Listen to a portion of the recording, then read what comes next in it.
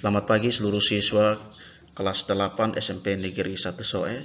Senang sekali kita dapat bertemu lagi dalam proses pembelajaran meskipun dilangsungkan secara daring. Namun sekolah berharap kalian tetap belajar dari rumah, taati protokol kesehatan, dan melaksanakan atau mengerjakan setiap tugas yang disertai dalam proses pembelajaran. Kali ini dalam pembelajaran Bahasa Indonesia, kita akan mengawali semester genap ini dengan materi yang pertama, yaitu teks eksplanasi.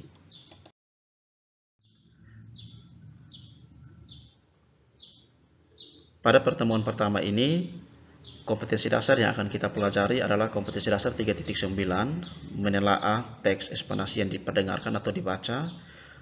Kemudian 4.9, menyajikan informasi dan data dalam bentuk teks eksplanasi secara lisan dan tulis dengan memperhatikan struktur, unsur kebahasaan, atau aspek lisan. Dengan 3 materi pokoknya, yang pertama pengertian dan ciri teks eksplanasi, yang kedua struktur teks eksplanasi, dan yang ketiga kaidah kebahasaan teks eksplanasi. Materi yang pertama, pengertian dan ciri teks eksplanasi. Perlu kalian ketahui bahwa teks eksplanasi ini merupakan salah satu teks non-fiksi. Teks eksplanasi isinya menerangkan atau menjelaskan secara ilmiah tentang proses sebab terjadinya suatu fenomena atau gejala dengan memakai bahasa baku yang sifatnya universal. Pemaparan atau penyampaian informasi pada teks ini mudah untuk dimengerti pembaca pada umumnya, tidak terbatas pada kalangan tertentu saja. Oleh karena itu, penulisan serta pemakaian kata di dalam teks ini selalu menggunakan pedoman umum ejaan bahasa Indonesia. Berikut ini adalah ciri teks eksplanasi. Perlu kalian ketahui ciri teksnya sehingga kalian bisa membedakan dengan teks-teks yang telah dipelajari lebih dahulu. Nah, ciri teks eksplanasi ini yang pertama, informasi yang terkandung dalam teks eksplanasi bersifat faktual sesuai fakta. Berikutnya, informasi yang disampaikan adalah informasi ilmiah atau real yang mengandung pengetahuan dan bukan fiksi. Berikutnya, informasi yang disampaikan dalam teks eksplanasi bersifat informatif.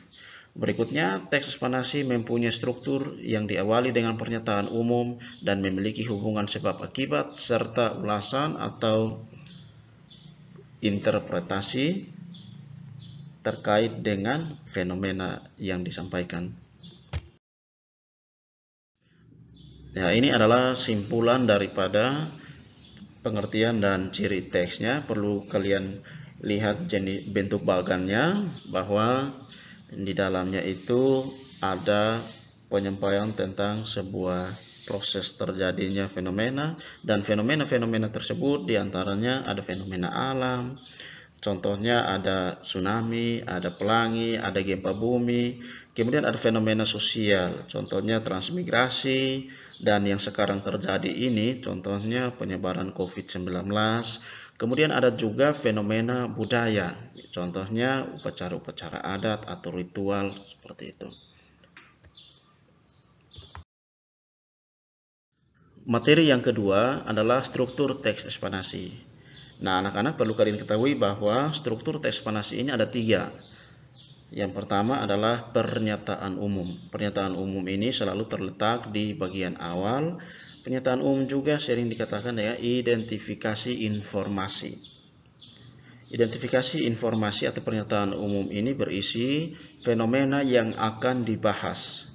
Dan fenomena yang akan dibahas itu terkait dengan latar belakangnya, tinjauan umumnya terkait dengan topiknya, kemudian bersifat klasifikasi atau merincikan, dan ada definisi, ada sejarah, serta asal-usul dari fenomena tersebut. Nah, ini adalah contoh daripada identifikasi informasi atau pernyataan umum. Gempa bumi adalah peristiwa alam yang berbentuk gerakan bergelombang maupun getaran di dalam kulit bumi yang bisa disebabkan adanya pergerakan lempeng bumi maupun letusan dari gunung berapi. Nah, ini kita sepintas membacanya, kita bisa mengetahui bahwa fenomena yang diangkat pada teks ini, khususnya pada struktur yang pertama adalah gempa bumi. Berikutnya adalah struktur yang kedua. Struktur yang kedua adalah deretan penjelas. Nah, pada deretan penjelas ini perlu kalian ketahui bahwa terdapat sebab akibat atau kausalitas, kemudian terdapat urutan peristiwanya. Urutan peristiwa atau deretan peristiwa atau kronologi kejadian. Nah, deretan penjelas ini juga merupakan inti atau isi teks yang kita uraikan pada bagian struktur yang pertama tadi. Kalau yang pertama tadi isinya gempa bumi, maka pada struktur yang kedua ini harus kaitannya dengan yang pertama tadi, yaitu gempa bumi. Nah, ini berikut contohnya. Untuk gempa yang disebabkan adanya pergerakan lempeng bumi ini dikenal sebagai gempa tektonik. Sementara untuk gempa yang disebabkan karena adanya letusan gunung berapi, maka disebut sebagai gempa vulkanik. Ada banyak sekali kerugian yang dapat ditimbulkan dari gempa bumi berskala besar. Di antaranya seperti hancurnya berbagai bangunan yang kurang kuat sehingga menyebabkan korban jiwa. Serta gempa bumi ini bisa membuat trauma untuk para korbannya. Nah, ini adalah uraian tentang sebab akibat, kemudian uraian tentang dampak yang terjadi dari fenomena tersebut. Berikutnya adalah struktur yang ketiga. Struktur yang ketiga atau struktur yang terakhir daripada teks eksplanasi. Di dalamnya ini ada interpretasi atau kesimpulan. Kesimpulan ini juga bersifat opsional, yaitu boleh tidak, boleh ada. Contohnya, dilihat dari penyebabnya ini, gempa bumi memang tidak bisa diprediksi dan tidak bisa memahami masa. Oleh karena itu, setiap orang wajib lebih waspada dan juga sanggup untuk melihat antisipasi ketika ada gempa bumi. Contohnya adalah dengan cara berlari ke arah lapangan jika gempa terjadi dan melindungi kepala agar bebas dari benturan. Ya, ini adalah interpretasi terkait dengan struktur yang kedua, deretan penjelas, dan struktur yang pertama, identifikasi informasi atau pernyataan umum tadi. Ya, ini adalah bagian simpulan daripada struktur teksnya. Kalian bisa lihat ada identifikasi fenomena, identifikasi informasi atau pernyataan umum, struktur yang pertama. Kemudian ada rangkaian kejadian, deret penjelas, struktur yang kedua. Di dalamnya itu ada kausalitas, ada kronologis atau deretan peristiwa atau urutan peristiwa. Kemudian ada interpretasi terkait dengan ulasan fenomena yang disampaikan.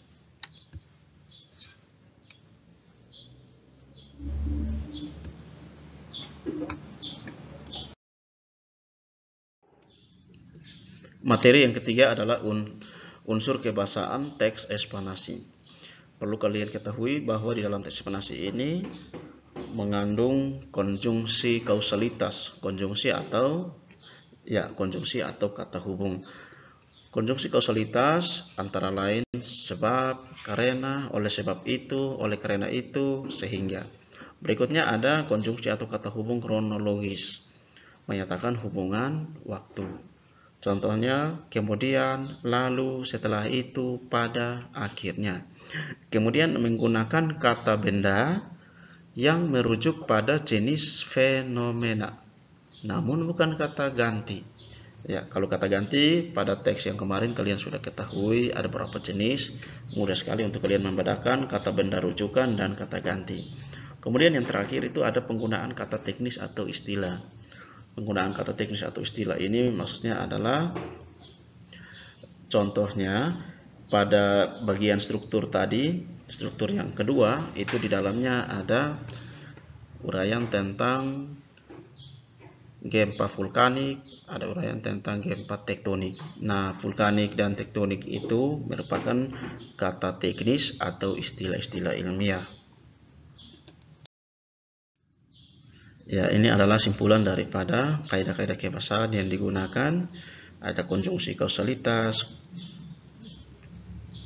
kronologis, kata benda rujukan terhadap fenomena, kemudian ada kata-kata teknis. Demikian materi kita dan Pak berharap kalian bisa memahaminya.